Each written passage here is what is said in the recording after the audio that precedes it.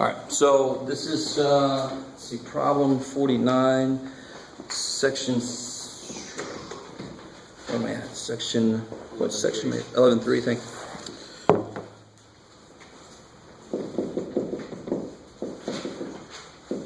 So they give you this this picture. Let's see, you got the sun. They give us a coordinate system that's nice. They even draw in some asymptotes.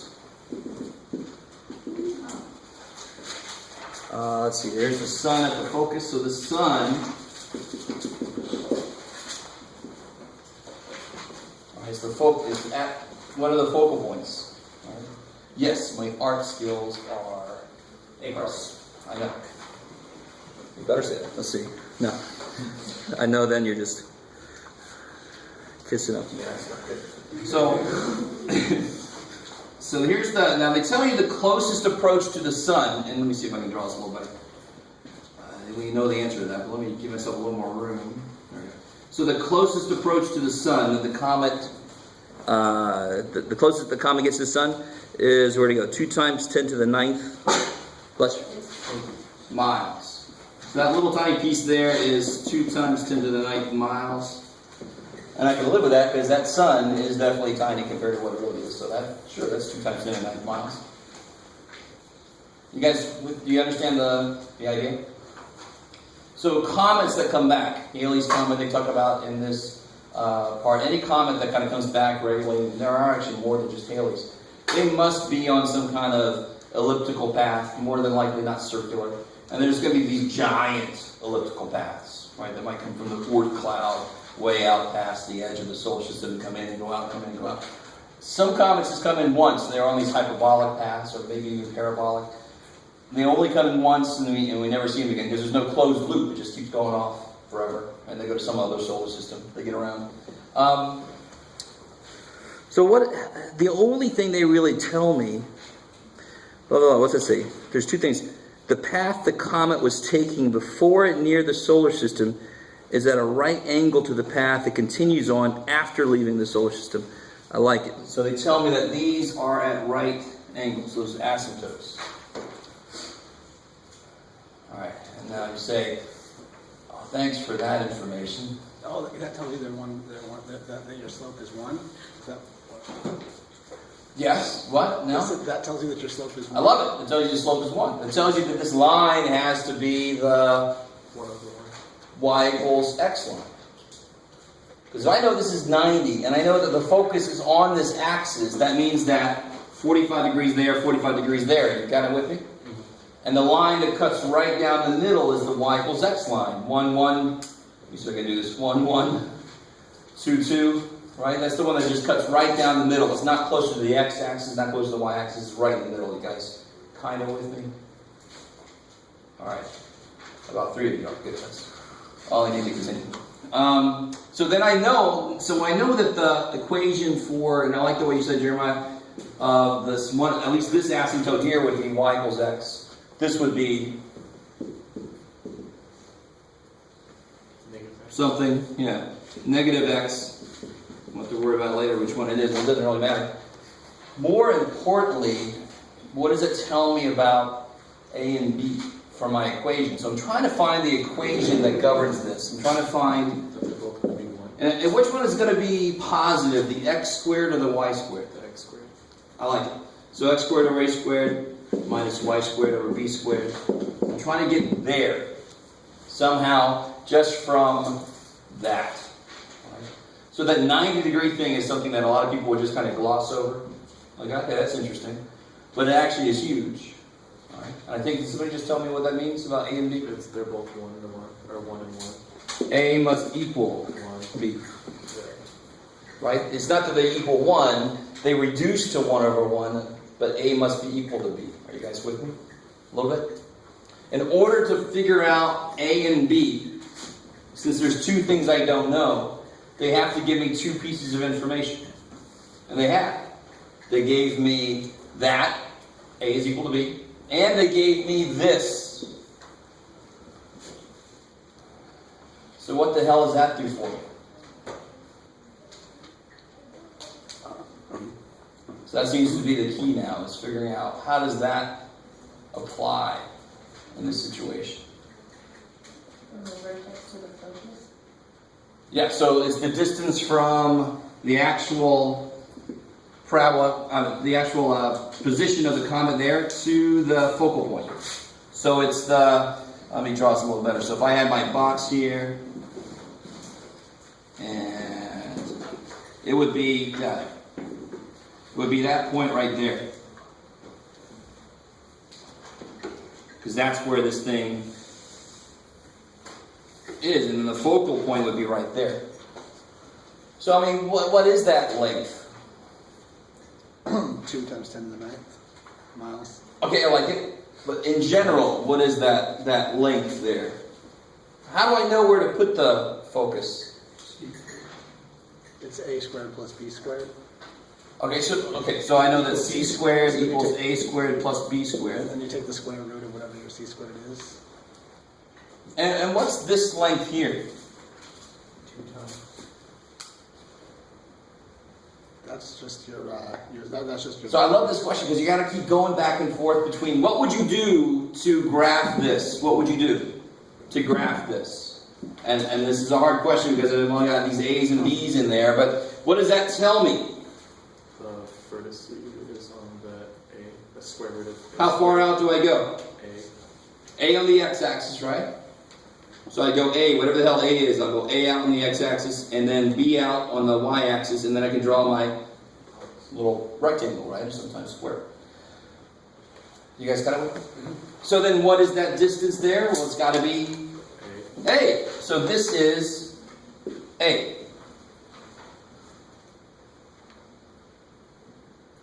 You say A had to be B. Good, I love it. So if I can figure out what A is, I know B is the same damn thing. And then I'm done. So they gave me this distance, this 2 times 10 to the 9th, but what's C on the picture? Where's C? My focus would be out here somewhere. C would be Whatever your focus is. that whole distance there. So it's halfway, so A is 2 times 10 to the 9th? Do we know it's halfway? Well, no, but you said that because A would be and C equals out. It made sense in my head when I thought of it. I'm with you. You're thinking, I like it. If A equals B, then C squared equals 2A squared. Is that what you're thinking? Maybe. Something roughly? Not really at all? Okay. So there's a lot of different ways to go with this. I'm not sure if you guys are you guys semi-cool with this? That's huge. And that's the one that people miss because you don't even realize that right angle thing is important. And that actually is key. That tells me that they have to reduce to 1/1, so they have to be the same. So when it is the 45th degree angle, that means that it is A equals B every time. Exactly. I love it. Right, as long as the center has been shifted around or something weird, yeah. Well, even if it was shifted, it's still there. That's still fine, right? Yeah, but if the center's been shifted around, you have to reorient your origin to be in the new place. But yeah, that's in general, that's true. Okay. So there's a couple different ways I can go here. And what am I?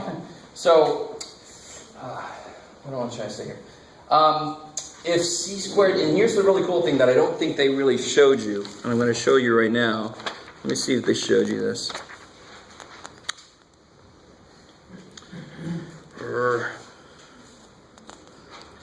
No, I don't know if I want to do it that way. Probably not.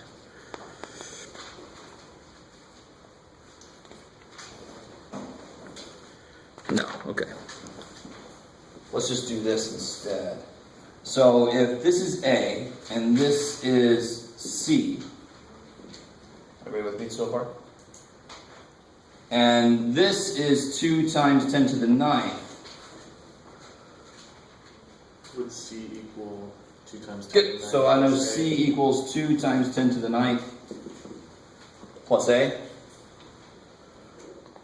So we just solve for A and plug it in. And I know that C squared equals twice A squared. So then you have a little system of equations between 2 variables. There's a few different ways to come at this, but I think this might be the more, believe it or not, if you're having trouble with this, this might be the more direct, straightforward way to do this. Anytime you have a problem where they give you the end result, and you have to think backwards from what you're used to doing, that's obviously going to be a more difficult problem. So it's not supposed to be easy. It's supposed to be challenging. Right? But unfortunately, a lot of us give up if it's a little bit challenging. So just see if you agree with what I've set up here, and see if you can continue from that point, or go a different way if you like some other way better. Because there's more than one way to look at this thing. But if that's the only one you had trouble with in that section, that's pretty damn good, because that's not a straightforward problem.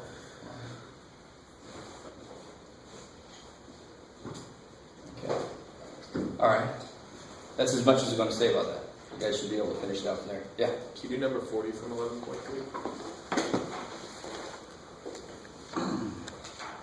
It's one of the equation ones. Oh yeah, okay. Alright. We'll leave that up there. Over there. So 40 says find the equation of the hyperbola with foci at plus or minus 3. This is number 40, 11.3. And it goes through 4-1.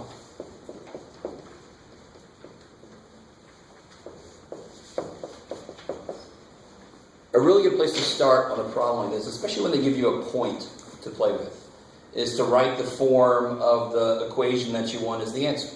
Start at the answer. Right? So what's this going to look like? What's the equation going to look like? X squared minus y squared. Now, which one's going to be positive? The x squared. Why the x squared? Because the foci. Because the foci are on the x-axis. You with me? That must be where the parabola is. I mean, the parabola, the hyperbola.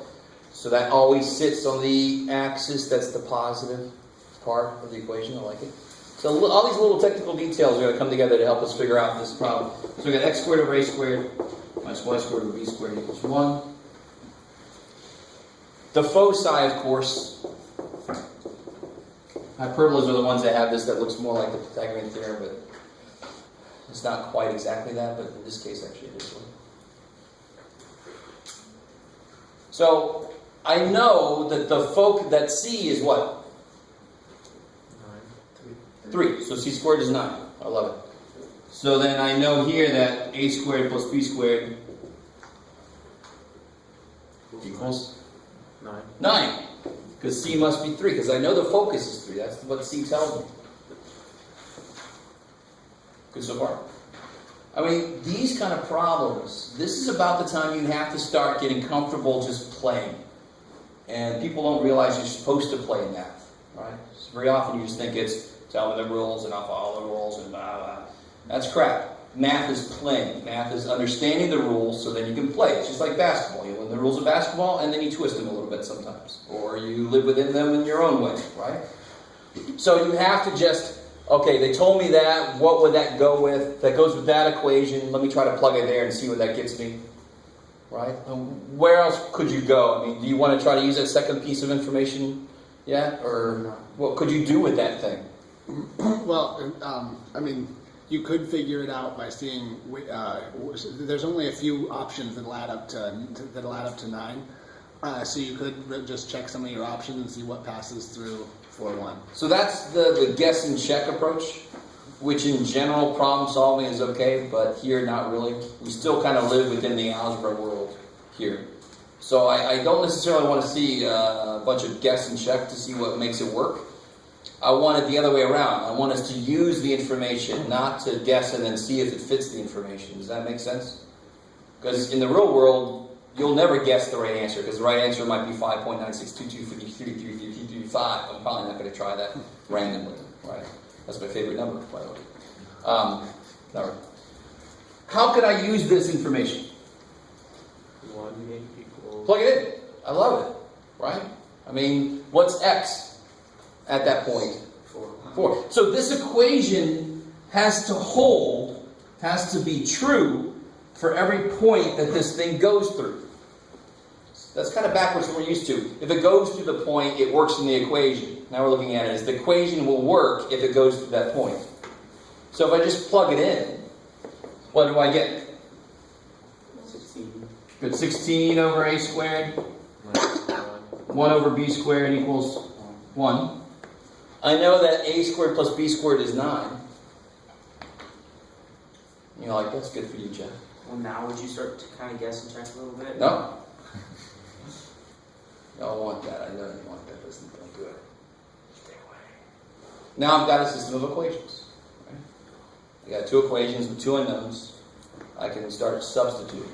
Well, well, now since you already know that it's going to add up to be 9, and so you just have to work out. You just have to get numbers in the, like 6. No, again, no guess and check.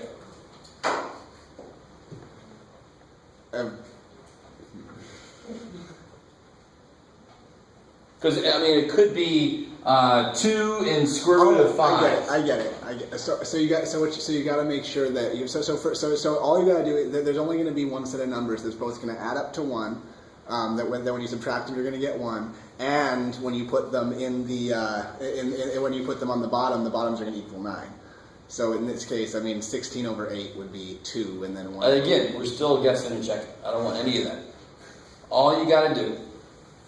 What's one method of solving a system of equations? Substitution. And I want to do substitution here because that side looks weird. My variables are on the bottom. There's no way to really eliminate nicely. You could kind of play around with that for a while, and that actually might be a good idea to tell you honestly. Yes, sir. So could you just do a squared equals 9 minus b squared and just fill it in for? Yes, you could. Exactly. So I'm actually going to stop there. There's a couple different ways you can go from here. You can either mess with this for a little while first and then start subbing, or you just sub directly and you just start messing with what you get. Because if you put in there, so I know a squared equals 9 minus b squared, for example. So if I put that in here, I've got an equation with only b in it. I should be able to solve it. Right? That's algebra now. Well, it's still algebra here, but still. It's math 110, let me say it that way.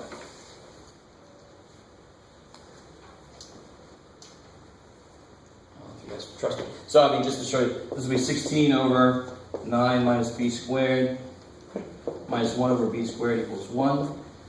And how do you solve an equation like that? We did partial fractions in here. I think we can do this. How do you solve an equation with variables that are at the bottom? An LCD or Multiply by the common denominator. LCD, right? That's how you do it. If my variables are stuck on the bottom, I want to free them up. What do you do when you have like 2 to the x equals 11? You take an ln. Why? Because that makes your variable free, right? It gets it from where it's stuck to somewhere you can move it around. So where's my variable stuck? On the bottom. What frees it up? Multiply. Right? So if I multiply by LCD, what's the LCD going to be? B squared times 9 Yeah, minus b squared times that. So if I do this, multiply by this is going to lose that and pick this one up. Doesn't that feel like the whole partial fractions thing we did? One's going to have one get, and it's going to pick the other one up. So it'll be 16b squared minus 1 times. So here, the b squared is going to cancel, and it's going to pick that guy up. minus 9 minus b squared. Now be careful what happens on the other side. Isn't it b squared times 9 I love minus it. b squared? It's b squared times 9 minus b squared. Distribute, get your like terms together, blah, blah, blah, blah, blah.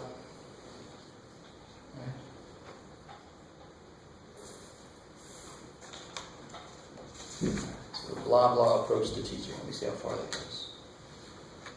Yes? Can you help me on number 15? Yes, because that's as far as I'm going to take that. It's farther than I wanted to. You guys have fun finishing that one out. Guess and check would work, but I don't want to see that shit.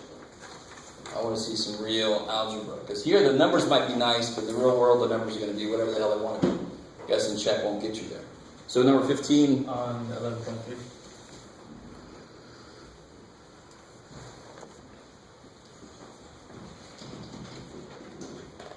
So we got what they want from here. No, yeah. So number 15, 11.3, that's the one where they give you the hyperbola.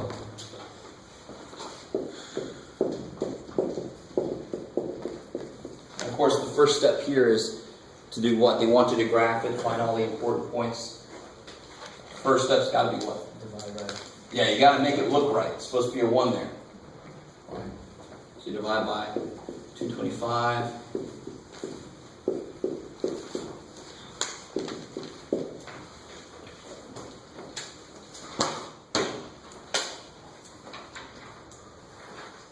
maybe not surprisingly, 25 goes into 225 how many times? 9. So 9 goes into 225. 25. That's silly. They'll do that a lot, you know, it kind of makes sense. Yeah. Just in general, for the hyperbolas, are the foci always going to be on the positive axis or axes? It's going to be on both sides. So, No, I meant like since it's like y squared minus x squared, it's always going to Why? it's going to be on the y since it's the positive. in this case, it's going to be on the y-axis. Yeah, exactly. It's always going to be the axis where your hyperbola actually sits. So there's two options. Your hyperbola, if you draw a box, it could be there and there. And for the same exact box, it could be there and there, right? And the foci are just going to always be wherever they're going to move with the thing.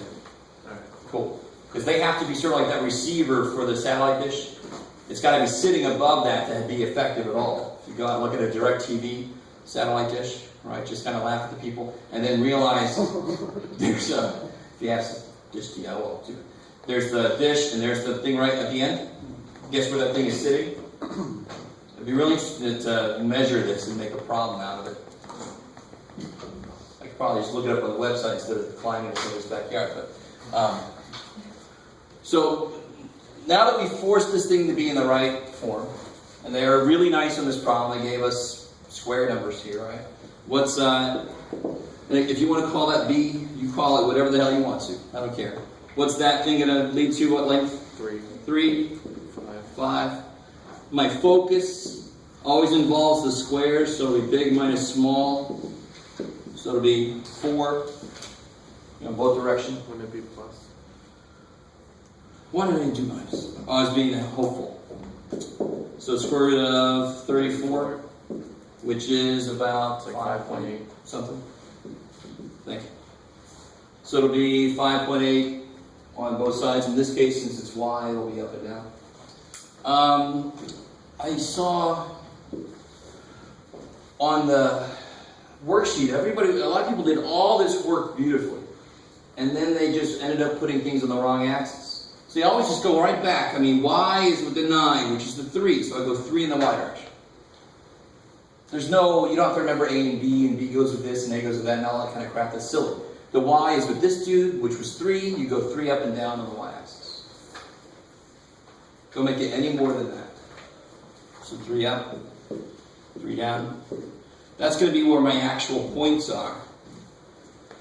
And then, of course, on the x-axis, I go 5 now. 5. Cool. So 1, 2, 3, 4, 5. And there you're just going to put like a little X or something, or a little open circle, to show me that the graph doesn't actually go there. You make your little box, and hopefully your lines are straighter than mine.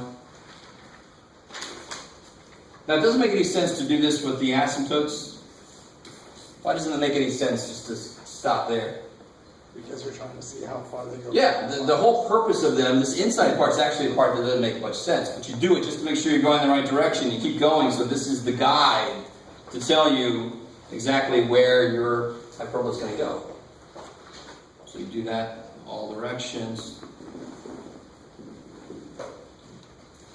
And then you just fill it in, so I basically went too far on that one. No, it's done. Just about. And the last thing I want to see on here is approximate where that is. 5.8, so this is 3. Where am I at? Okay, good. So it's about 5.8, so about there. Just put a little thing, and you can just put a little F for focus, or you can put the actual point there. Chris, you good? No. Yeah. Yeah? Okay. And I might as well just finish this out. And you just make sure you actually go through that point. Maybe make sure you don't dip below there.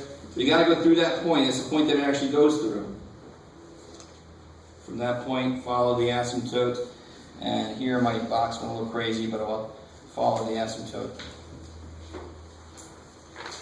Okay? I can't be overly picky about how nice your curves are, but I can be picky about your scale. I can be picky about your asymptotes going in a straight line. I can be picky about a few things. but I can't be picky about, a perfect curve. You get something showing me that it's down here and it's following the asymptotes, it's fine. If it has a little wiggle in it, I'm not that concerned. If you go to calculus, little wiggles will be bad. Because the whole thing with calculus, we deal with where things are. Calculus deals with how they're moving. So if you have a curve, if you have something pointed it's like this and it's supposed to be like that, that's not good. That's the whole point. Here, I just want to know you got it in the right place.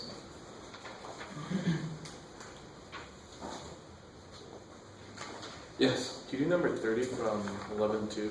It's with the calculator.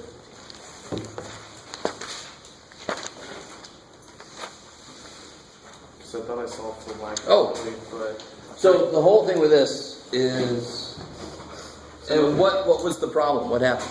well, I solved for y, but in my calculator it gave me like parabolas weren't connected, like they're pretty far apart, like it was like 1.5 away each on the y-axis. That's going to happen. Yeah, when you graph like a circle or an ellipse, you're going to have a bit of a disconnect there. Just because of the resolution, how many points it actually fills in. Does that make any sense? There's going to be always, at the end points, it's getting so straight up and down, and it just doesn't put enough inputs in to get all the points out. Does that make any sense? Yeah. So the way your calculator graphs things is it takes your function, it plugs something in, plots that point, plugs something else in, plots that point. Of course it does it stupid fast, right? But that's all it does. So if it has any trouble with, you were supposed to have more inputs to get a better picture, it's going to come out freaky. And that's why sometimes you graph something and it goes, yeehaw, and then it has a line here. And this line should not be there.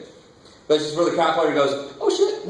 And it tries to connect the dots. Like you can't connect infinity to negative infinity, calculator, just stop. But it's where it's freaking out at the ends. Okay.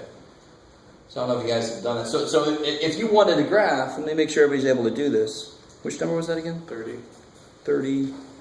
from 11-2. If you want to graph this in your graphing calculator, what's wrong with the form? Solve for y. You got to solve for y. Yeah, obviously, you got a y equals button. So you got to have it solved for y. In the solving for y, what do you do first? Multiply by 12. Okay, Or that'll work. subtract that. Either way. And then subtract that, and then of course, Take the 12 out. take a square root. But when you take a square root, plus or minus, good. And that's why you need y1 and y2. You make y1 equal to that, and y2 equal to negative that. And that'll give you both the halves. So I was a little, on all those you do this on the graphing calculator questions. I was actually a little unsure about what we're supposed to do. All I did is I just put it in that form, and then I did it on the calculator. I was like, oh, there it is. But are we supposed to put? For the homework, I'm just assuming that you did it. Okay, so we just put it in the form. And on the test, if you didn't It's in actually that do form. it, you'll be screwed when they ask you to do it and then Okay. show me. Yeah. All right. So you should probably do it and make sure it works. And then you can ask questions if it gets weird. But it's when you do this problem or a problem like this, you're pretty much always going to have a little room here at the ends. And that's just because it's not putting enough points in to capture that. It starts moving relatively quickly at the end. It's like, right at the end, it gets kind of infinite slope. So the calculator freaks out a little bit. Yeah. I actually subtracted the x squared first and then multiplied, but I see what I did. Never mind. Either way, you should end up something like that. You might have a radical 12 sitting out in front or something. Yeah, that'll be fun Yeah. too. All right, so I think that's enough. Let's get, one more. Yeah, just number 18 on 11-4. 11, 11-4. 4?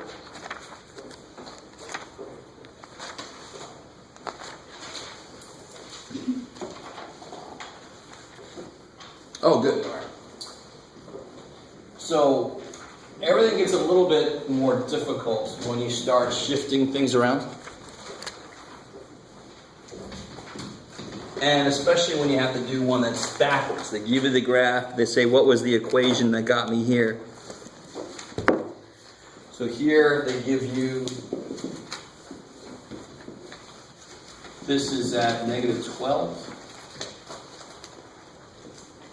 Why did they say y? Yeah, I was confused. Yeah, alright, gotcha. So it should be x equals negative 12. That makes sense. Is that the part that Yeah, because I was comparing it to the coefficients. I'm with you on that? P. Yeah, that confused me too. So negative 5, negative 5, and then it goes like that. So, just to finish this out, this is a parabola that's been shifted in which direction? And it's been shifted back, left. And what's it going to do to my equation? Normally the equation for a parabola that looks like this would be what? Y squared Good, y squared equals 4y x kpx. KPX. What am I doing kpx for?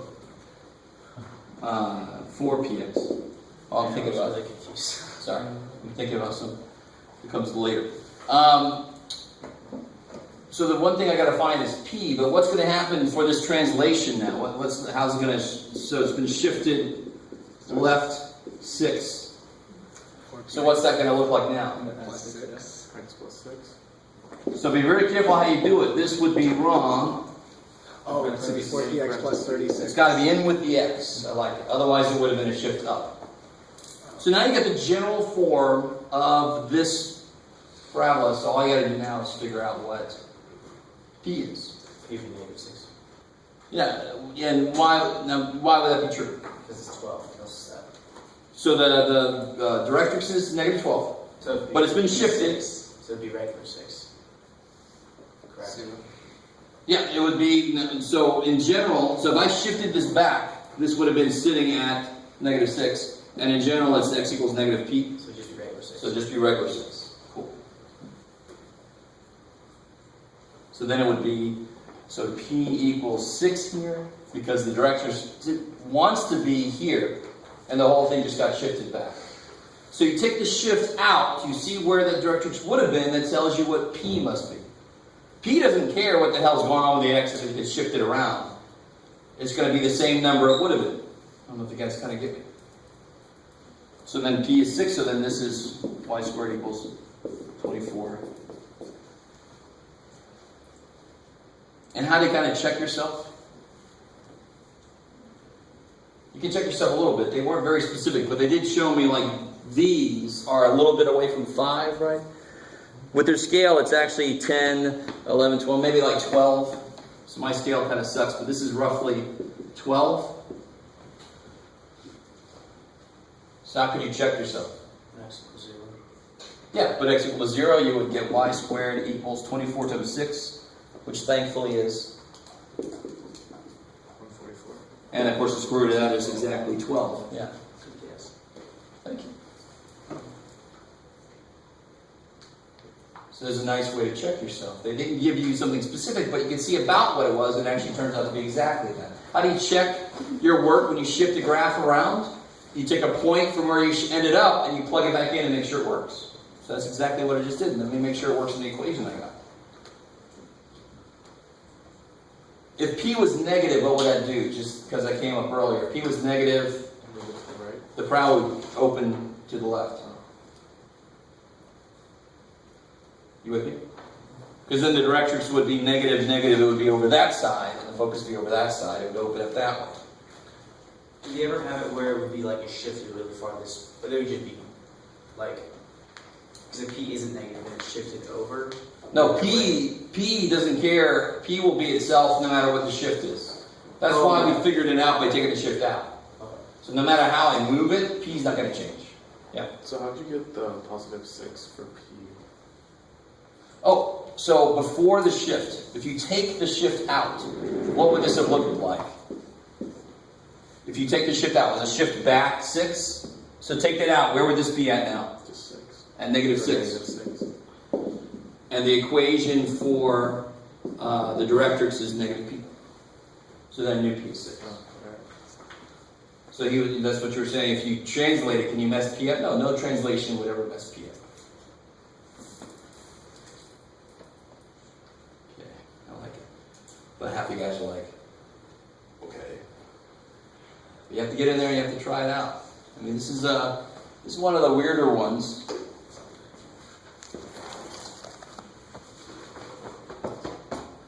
All right, so any other questions? Okay, because we're going to get into chapter 12. And again, I'm trying to get to a good point so that I can justify having Thanksgiving off. The Wednesday before Thanksgiving. So we're officially doing that. So now I want to get to a place where I feel good about that. Bless you. So somewhere, hopefully, yes. Oh.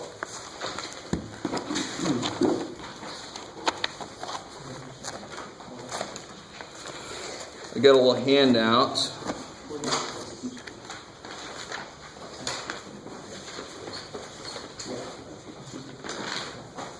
Yeah, that was lame. That's pretty bad.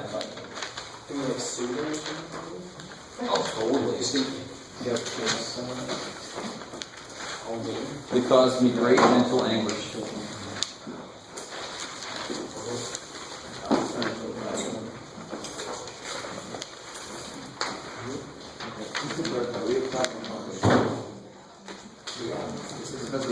Yeah. We have class on Mondays. Oh, yeah. Okay.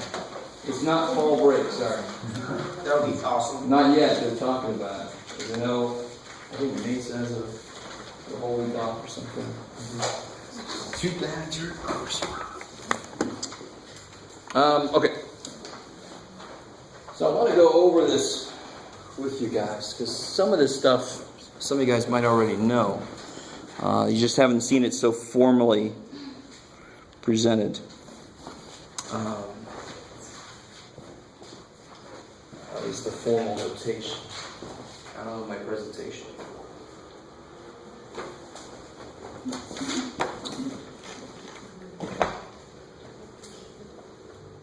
Let me ask you, anybody ever heard of the Fibonacci sequence? If you read like Da Vinci Code or something like that, they used it in there. What else has it shown up? On pretty much everybody's desktop back there is all the little pictures from the Fibonacci sequence. Oh, really? Yeah. Oh, I didn't know that. It's not on mine. That's just one example of a sequence. And it's actually one of the freaking coolest examples of a sequence. Holy crap. Well, let's not start there. Let's start here at the beginning. Yay.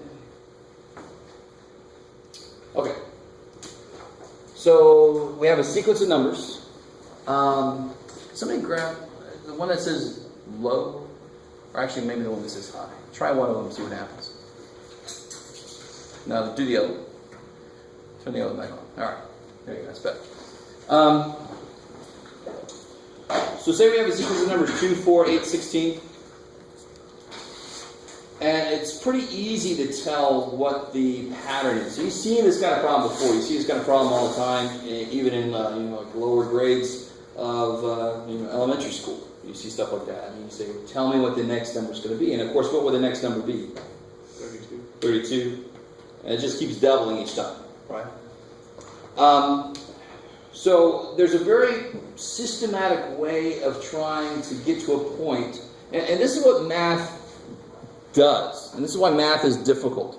It tries to generalize something that we can see the specific examples are easy, but it tries to generalize it so I'm able to do more with the numbers I can't see. For example, what would the 112th term of that sequence be? I don't really feel like sitting there going times 2 times 2. There's got to be a quicker way. All right, so math tries to find the pattern so I can get to something like that quicker.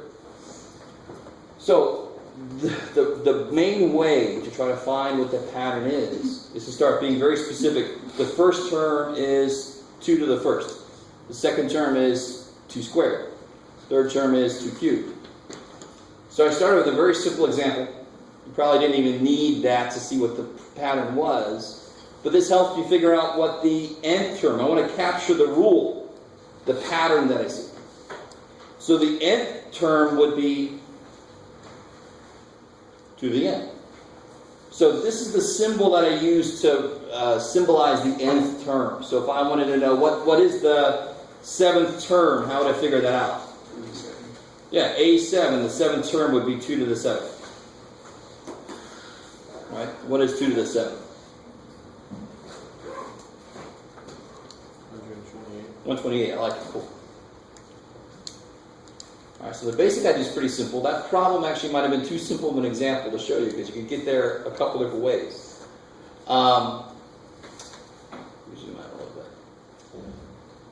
Blah, blah, blah, blah, blah. Unless otherwise stated, n starts at 1 and goes to infinity. If you get far enough in mathematics, n can start anywhere. It can start anywhere right now if they tell me, but it can start at 0 or 1, and that sometimes throws us off. But here it's always going to start at 1 for this book. So go ahead and take a second and see if you can list the first 4 terms for those 3 sequences here. Do that first part of the exercises. Just list the first 4 terms.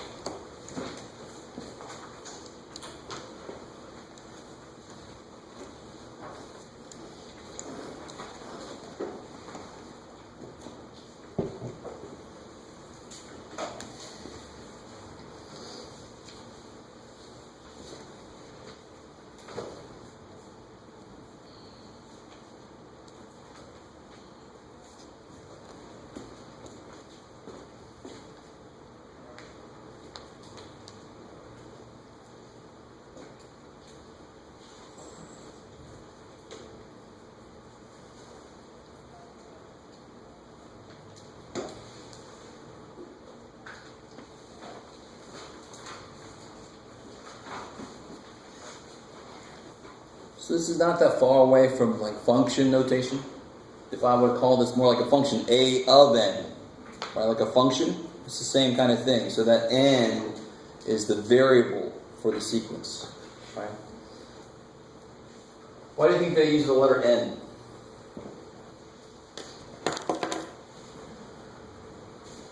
Because it threw a dart? No. Let's use the letter n. No, because what you plug in there normally comes from the natural numbers. 1, 2, 3. Right? But then they expanded the idea and you can use whatever. But basically it started off meaning the first term, the second term, the third term. So n had to be 1, 2, 3 natural numbers. You can't have the 1/2 term. What the hell's that?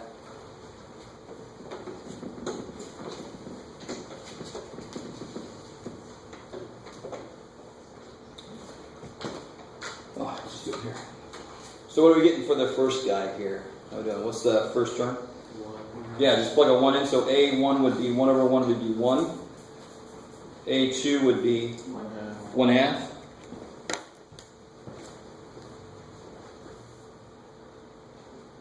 A3, 1/3. A4, 1/4. That's pretty simple. It's just 1 over the term you're at. So A80 would be 1/80th. Cool. That was pretty simple. What about part B? What's A1? 1/4. A2? 2/5. Yeah, 2/5. A3? 1/2. I like it. 3/6, which is 1/2. A4? 4/7. 4/7. Kick ass. Well, n cannot be 0. N can be 0. But for now, we're looking at it as an indicator of which sequence element I'm at. So you can't have a 0th sequence element if you're using it just to count. If I want the 3rd element, I want that to be A3. Now, in general, and if you go to the next level up, you go to calculus, n can definitely start at 0. Right? But in general, and what I try to say here is, unless otherwise stated, n starts at 1. Cool. All right, so what about this guy? This guy's a more interesting guy here. What's going on here? What's the main thing that's going to happen when n changes from 1 to 2 to 3? That's kind of weird. Power. Yeah, since I'm raising a negative number to a power, all the even powers are going to make that part positive. All the odds are going to make it negative. So A1 would be 1 minus a half is 1/2. A2 would be 1 plus 1/4, right? It's going to square that, so it's going to become positive 1/4, which is 5/4. A3 would be 1 minus 1/2 cubed, which is 1/8. So 1 minus 1/8 is crazy. And A4 would be 1 plus 1/16, which is 17 16, so like. What do those numbers keep bouncing around? What are they kind of homing in on? 1. And you can think about it this way. If I let n get really, really, really freaking big, what's happening to 1/2 to the n? Getting really small. It's 1 over 2 squared, 1 over 2 cubed, 1 over 2. It's getting really, really tiny. So when n gets really big, these are going to get really stupid close to 1. But you see how they keep bouncing around it? So it's one of those where it would kind of, if I connected the points, it would just kind of oscillate around 1 forever. Does it make any sense? Here's 1, I start at 1/2, and then I go to 5/4. And then it's 7/8, 17 16ths. But I keep getting closer and closer and closer. That's an idea like an asymptote. Yeah. That should be like an example would be like the guitar string. I love it. Yeah, this is getting in that direction where you have it a dampened oscillation. Since there's friction inherent in the environment, it's going to eventually dampen and go away. And of course, the more you dampen it, the quicker it goes away. Right? Yeah. Would you be able to use that for like sine functions at all? For like the way Not directly. kind of Not directly. But you can use sequences to pick certain values and make a sequence of that. Does that make sense? Yeah. So you'd have that oscillation thing going on. So here's the more complex part. This is easy. When they give you the form and you just got to plug n in, that part's easy. This is the part that's not quite as easy. So go ahead and try these 3. I want you to come up with an expression an equals something with n that captures those numbers. So then you'd have to have a3 equals 7. So the whole point there is to try to figure out what's the pattern and how do I write that mathematically. Right? So for the first one, the pattern's pretty easy to see, but you got to be careful about how you write that mathematically. He's correct. And do you try it? What's A3 according to your rule? See what I mean? Check it. 6, 7. 3 plus 3. So A3 would be yes. So see, something's not quite there. Yeah. for writing the previous. Did you just write it in one school? Oh yeah. If you wanted to indicate like the previous element, Yeah. or the next element would be A, so n plus 1. Yep. But you shouldn't need any of that for any of these 3. You shouldn't need something what's called recursive. You shouldn't have to base it on the one prior. Well, because you're increasing. You could, but you shouldn't need to.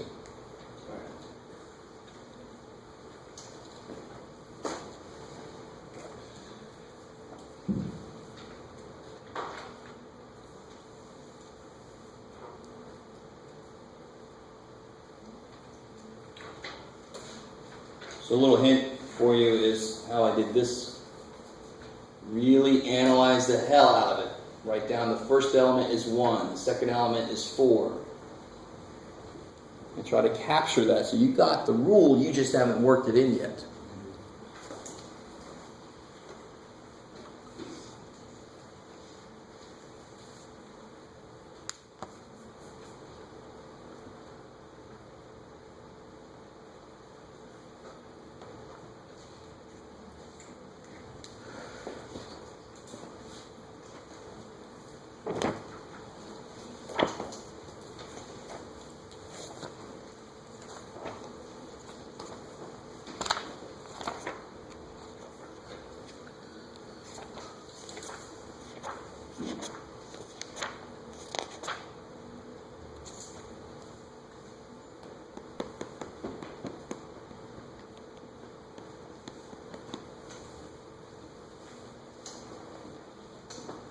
Alright, so let me see. Anybody have a suggestion for part A?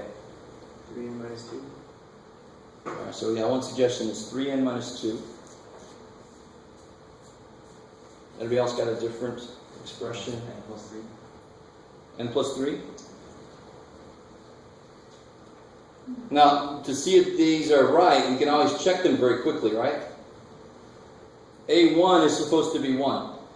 But when I plug a 1 into here, I get 4. So maybe it's just off by 1, because that's supposed to be A2. Right? But what's A3 supposed to be? 7. So when I plug a 3 in here, I get 6, which is not any of the elements. So this idea here captures the pattern, but it didn't work it in correctly. So here's what's going to happen. Let's see how we can get to this. Because if you check this one, A3 is 7. What do you get when you plug a 3 in here? 3 times 3 is 9, minus 2 is 7. I like it. So that one looks like it could work. So let's really analyze the hell out of this. 1 is 1. That's amazing. 4 is 1 plus... That's not a trick question. 3. 7 is 1 plus 6, which is 2 3s. So 1 is 1 plus no 3s. 4 is 1 plus 1 3. 7 is 1 plus 2 3s. 10 is 1 plus 3 3s. Let me just stop right there. Can you guys... 1 plus 3n. This is almost.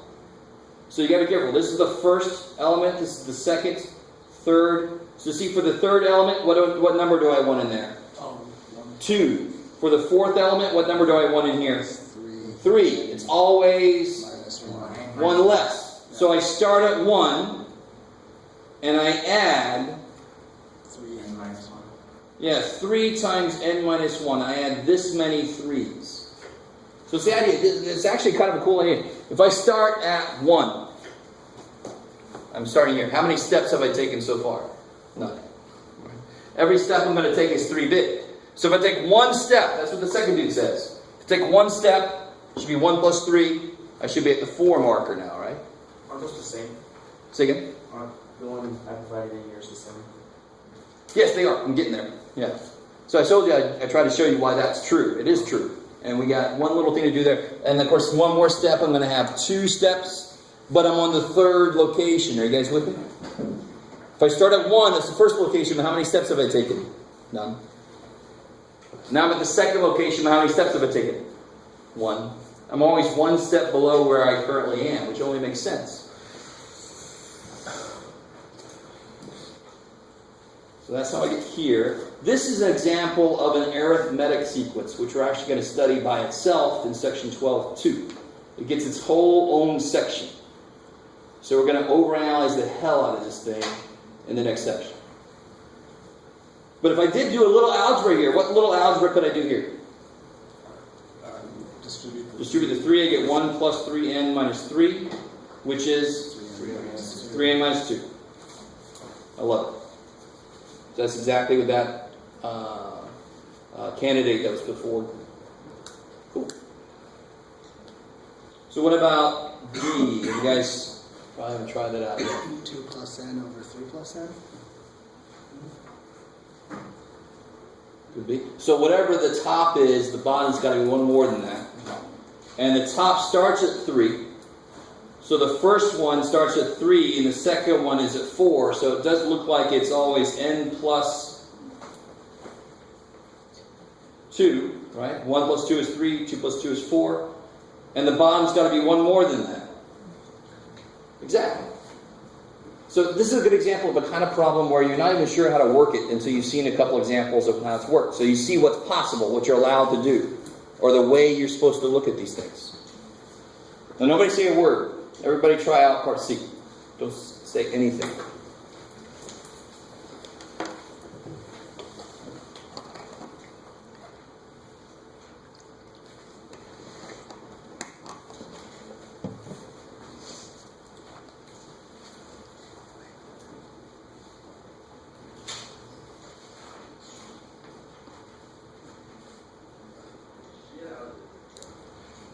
Yeah.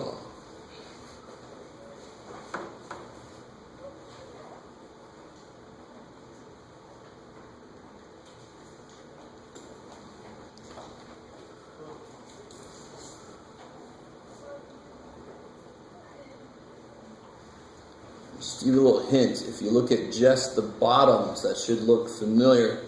We did that problem earlier. And you can see how the top is related to those.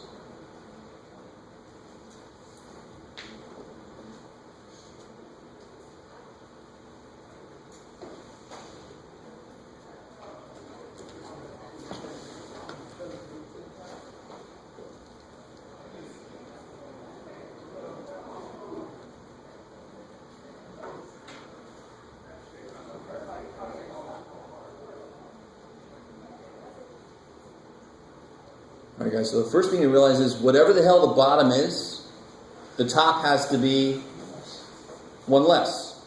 So if the bottom was 3n, the top would have to be 3n minus 1. So if I could figure out what the bottom is, the top I just take 1 away from that. Because I can see that relationship right. I don't know what the hell the bottom is when I first look at it, but I know the top is 1 less than the bottom. I can see that right there. So I focus all my attention on the bottom then. What the hell is the bottom? And then the top is just going to be 1 less than that. So we already did the bottom, didn't we? 4, 8, 16, that was this dude. Throw that one away. So the bottom is going to be what? 2n. Yeah, 2 to the n. That's what we figured out earlier, right? 2 to the first is 2. 2 squared is 4. 2 cubed is 8. And the top has to be that minus 1.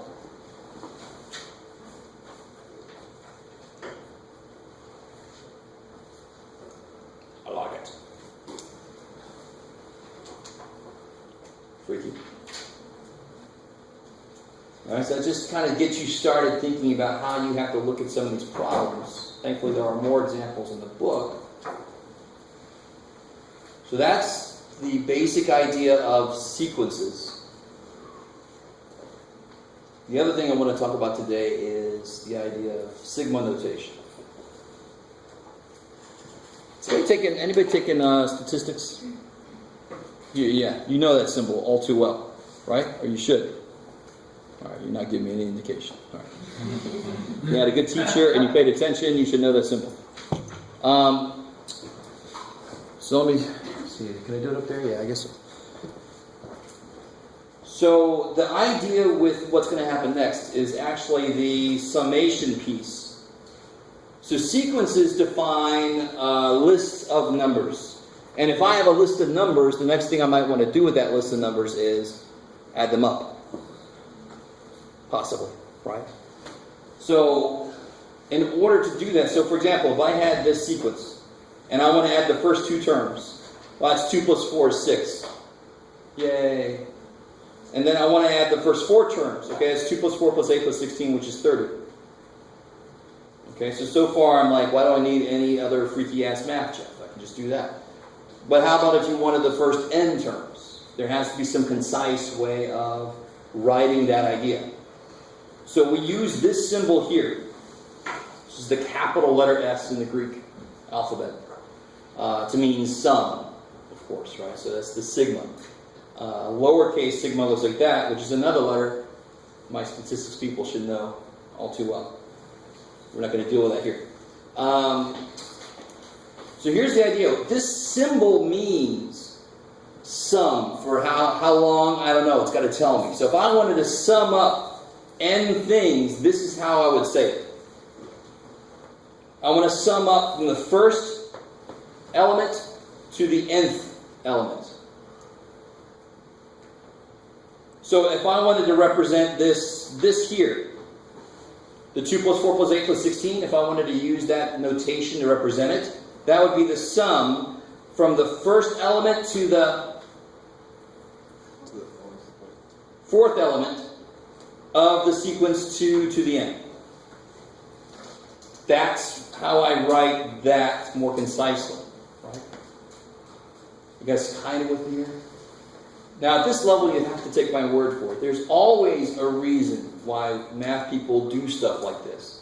And most of the time it's to consolidate this big ass idea. In fact, I could let the sum go to infinity. And I certainly do not feel like writing 1 plus 2 plus 3 plus for the rest of my life.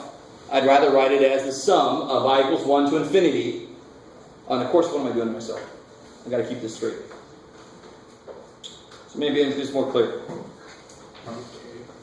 Yeah, I was about to ask, what's the difference between K and I? Thank you. So I is called the index of the sum.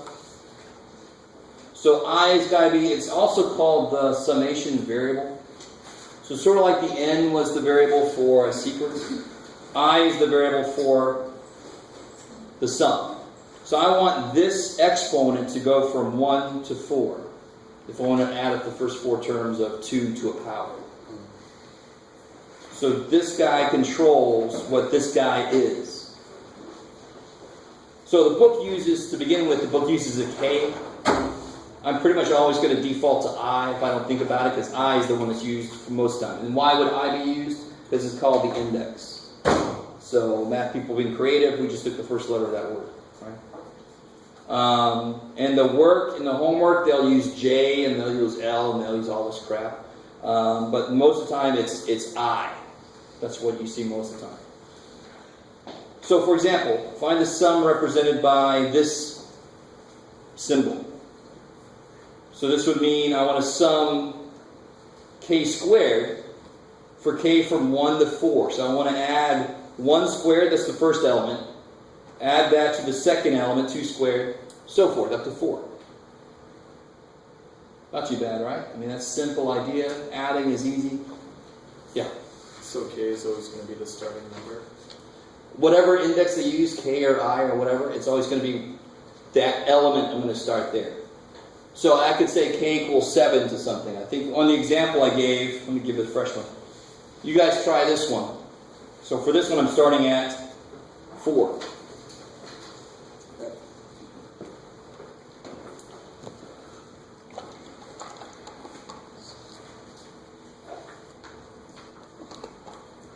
And so it would, in that case, it would go 4 through 6, not 4 plus, not 4 and then 6 after that, right? It's 4 through 6, yeah. Okay. 4, 5, 6. Okay. I'm going to add those 3 elements together. Good. So it captures all the whole numbers between those 2 things, including those 2 things.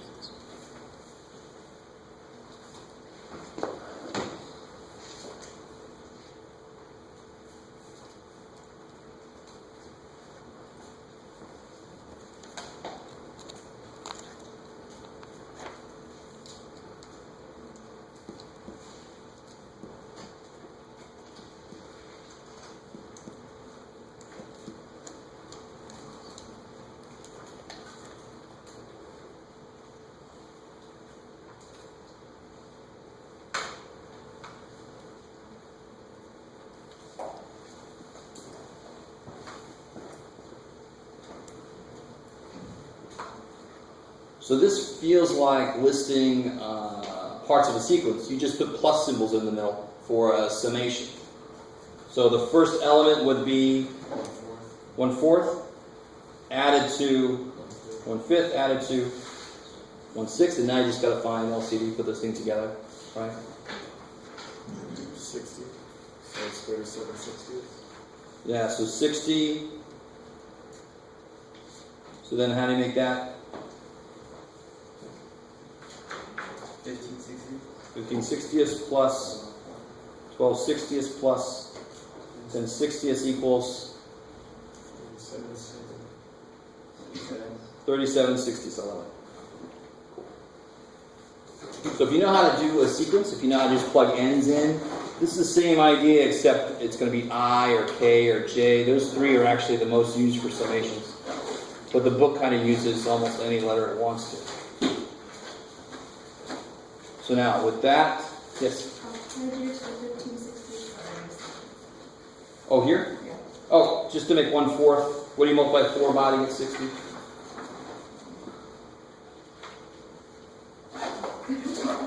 So if you multiply bottom by 15, multiply top by 15, just get an LCD. Yeah. Cool. Alright, so now I want you, before I talk about the last 2 ideas I'm going to talk about today, if you have your book with you, let's see. I want you to try out number. Here we go. You can see where I got that one. Let's try number 28.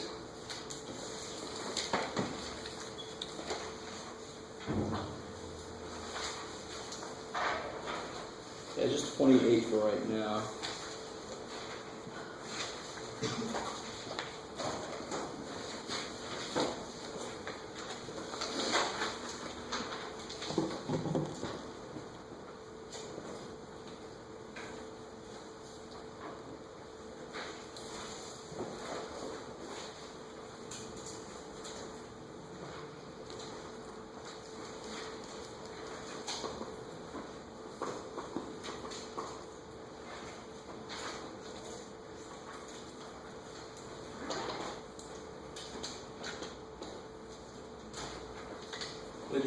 sequence, not the summation. Yeah, this is just the sequence.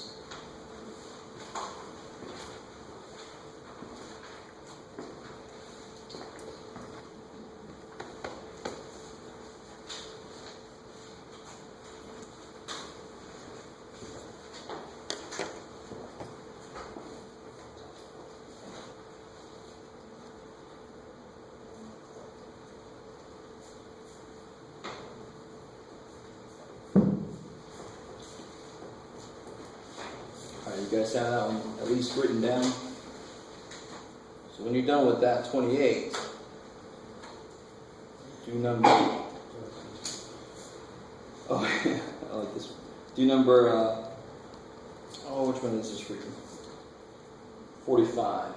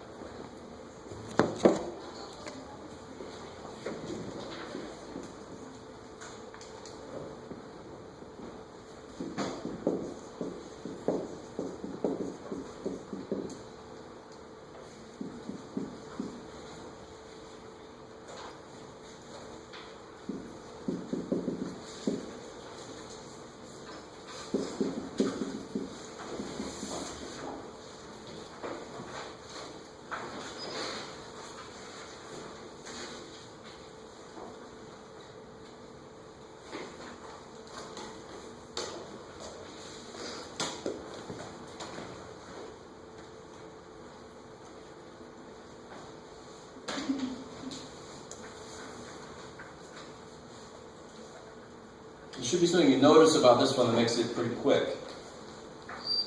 This one, the only reason I want to give you this one, there's one piece of this that's really easy to see, and that's how the basic 5, the 25, and so forth. But you have to capture the fact that every other one is negative, right? And every other one is positive. So how would you capture that? So I want A1 to be 5, A2 to be negative 25, A3 to be 125. So the idea that the sequence is built on is what operation? Exponents. The exponent, multiplication, is going to lead to exponents, right? So since A1 is 5 to the first, A2 is negative 5 squared, A3 is 5 cubed. So then I basically know AN is going to be somehow related to 5 to the n. I can see that part. Now how do I handle the negative? I said negative parentheses out at the end. Oh, like this? No. And on the outside. Negative. I like it. And the negative on the outside? Yeah. Kick ass. That will do it. That's one way to handle this. Everybody have a different way to handle that? Maybe you wrote out a paragraph explaining when to put the negative on. Don't do that. Another way to do this is notice how if I left it with a negative on the inside, it would not work. That's why I had to have the other negative on the outside, because it was when it's an odd power, it actually is positive. So another way to handle this is say it's negative 1. I can't do this because an odd power is supposed to be positive, so then I just do that. And why are these exactly the same? Because what's negative 1 times negative 1 to the n? No. Right? You can't. You have to do exponents before you do multiplication. But this is something to the first power times the same thing to the nth power. What can I do with the powers? Add them. So I get negative 1 to the n plus 1. So that's your more standard way of doing it. You actually collect all your negative signs in one place. And then you make the exponent so that it's turning on and off at the right time. So you guys see what I'm saying? So sometimes it'll be just n, sometimes it'll be n plus 1. And then you put the body of your number separate from that. Okay. Alright, so either one of those is cool. What about this guy? What do you notice? Something similar. I seem to be on a theme here. It keeps going back and forth. Yeah, whenever this power is odd, these will cancel. Whenever this power is even, this actually comes out to be 2. So I'm going 1, 2, 3, 4, 5, 6, 7, 8. 8 terms, right? The first term would be 0. Every other term will be 0 and 2, 0 and 2, 0 and 2. Yeah, 2, 4, 6, 8. So that sequence is just 0, 2, 0, 2, 0, 2, 0, 2.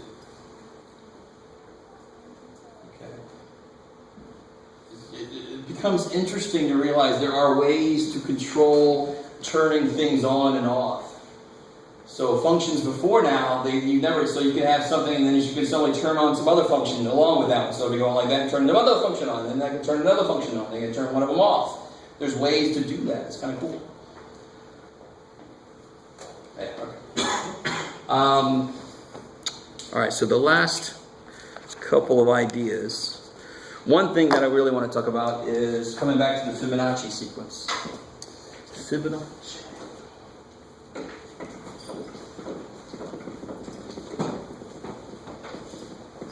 And the Fibonacci sequence really came out of a thought experiment conducted by Fibonacci. And he said, if you put some rabbits in a room, gave them some food, and left them to their own devices, of course, maybe one of each sex, that would make this work better. You wait a while, they start having offspring, and unfortunately, since they're in a room, their offspring have started having offspring. We won't get into the moralities of that, but you'll end up with, I wish I had my little chart with me, 1 and 1, and then there's 2 because they have a baby, and then there's 3 because now they might have another baby, and this guy is not quite old enough to have another baby, and then there's 5 and so forth. That's not a very good explanation, that's too bad. That's where it came from.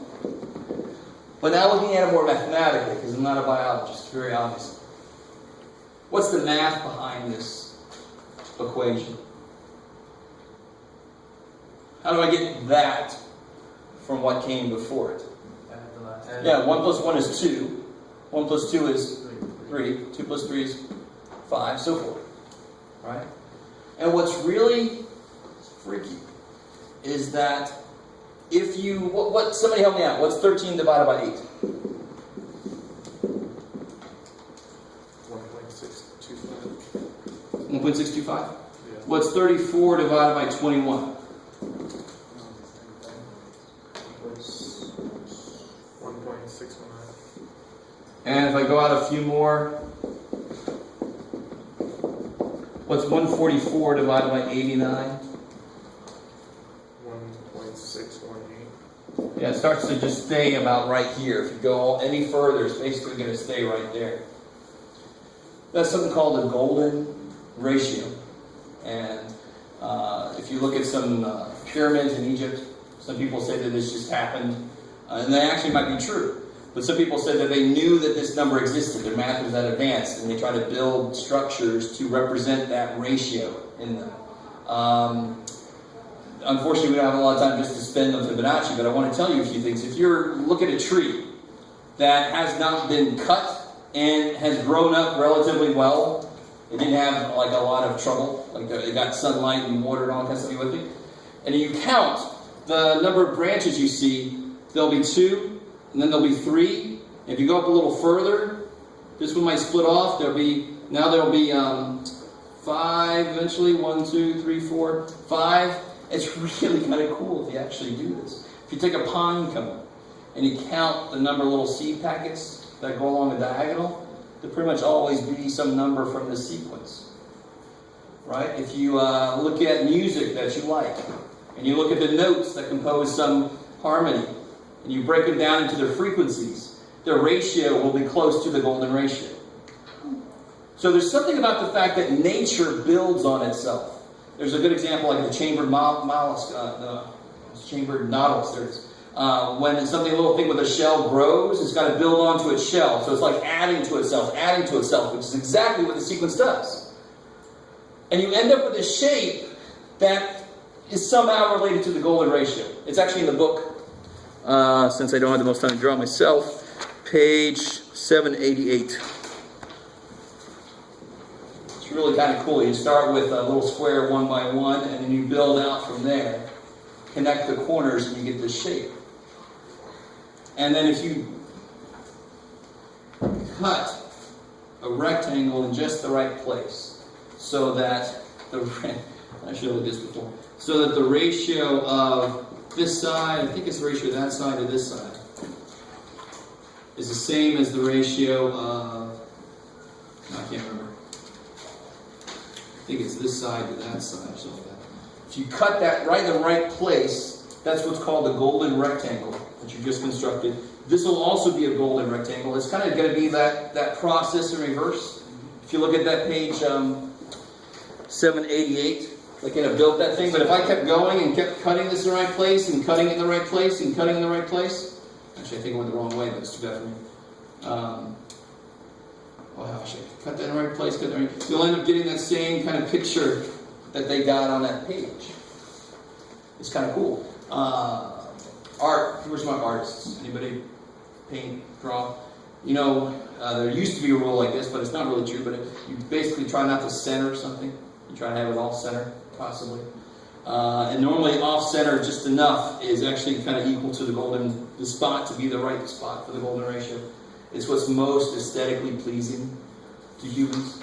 So obviously this, and if you type in, go to Google or Bing or whatever the hell search engine you like, and type in Fibonacci space any damn thing. You'll see a connection between Fibonacci and the stock market. There's a rule based on the Fibonacci sequence that tells you when to sell and when to buy. And it actually does work, right? If you have a lot of money to play with. Right? But it does work. My friend Sean, he makes 6 figures. And he says, yeah, when everybody else was losing money, he was doing his thing based off Fibonacci. He was making money. Right? Not a ton of it, but he was making money. I don't have enough money to play like that, so that's too bad for me. But trust me, Fibonacci music, tons of stuff. Fibonacci surfboard. There. Fibonacci whatever the hell. It's got its tendrils and everything, because it relates to what we as humans find aesthetically pleasing. It kicks ass. The White House is built in Yeah, the Parthenon in Greece, the pyramids in Egypt. And people say that maybe it's because they knew the ratio, but again, it's related to what we find aesthetically pleasing. So once you build enough pyramids, you see what's aesthetically pleasing, you build it that way. Does it mean you knew the math? No. I know what the White House is because they were copying the Romans. Yeah, the well, Romans used it. Yeah. Same thing we do with Super Bowl. We have the Roman numerals to make it seem so like, whoa, Super Bowl, that's actually, you know. So we try to do the same thing with our White House. Okay, what was the other thing? There was one last thing. Oh, related to this. So let's look at the math of this real quick, and then we'll head out. This, I can't define this the same way we were before. I can't say that I multiply by something or add something or anything like that, because, for example, it's 1, 1. I didn't do anything from 1 to 2. What the hell? So this is what's called a recursive formula. And it's not only a recursive. You can actually find a way to estimate the stuff, but recursive would get them exactly right. So basically the idea is to do exactly what you see. What's A3? 2. It's A1 plus A2, right? You kind of with me? So what's AN? What's any of these? It's always going to be, if this is N, which one is this one? N minus 1. And which one's this one? N minus 2. So AN would be AN minus 2 plus AN minus 1. So that's the formula for the Fibonacci sequence if you start with 1, 1. You can have sequences that are Fibonacci-like. It's the last thing we'll do today. You can have sequences, give me 2 numbers. 5 and 10. 5 and 10, I love it. Now do Fibonacci to it. 5 plus 10 is 15. 10 and 15 is 25. 40. 65. 105. 170. Let's do one more. And then I get 275. What's 275 divided by 170? Let's see if I went far enough out. 1.6. So no matter what numbers you start with, if you go out far enough, it will always come out to be that ratio. That kind of is cool. And you can start to think, this is where you got to start to play. Yes, there is a situation where you take three numbers, and then the next one will be the 3 before adding. So the next one will be 1 plus 1 plus 3, 5. The next one will be 1 plus 3 plus 5, 9. And if you go far enough out, their ratio will always be the same number. I think it's 1.7 something. I can't remember. And the name of it's L, so I always forget the name of the series, or the sequence. Something. Right? But, I mean, that's the cool, that's part of this. I mean, you think about it, this is just playing with numbers. Like somebody was bored, and instead of doodling, they said 1 and 1, that's 2 and 3, and yeah, that's interesting. And then all of a sudden, this is connected to all these other things. That's insane. Okay, and insanity is a good place to stop. So, that's enough for today. Don't forget what's happening on Monday. Quiz. And I'll have the practice tests. Maybe chapter 12 on that, please. No, quiz is just 11.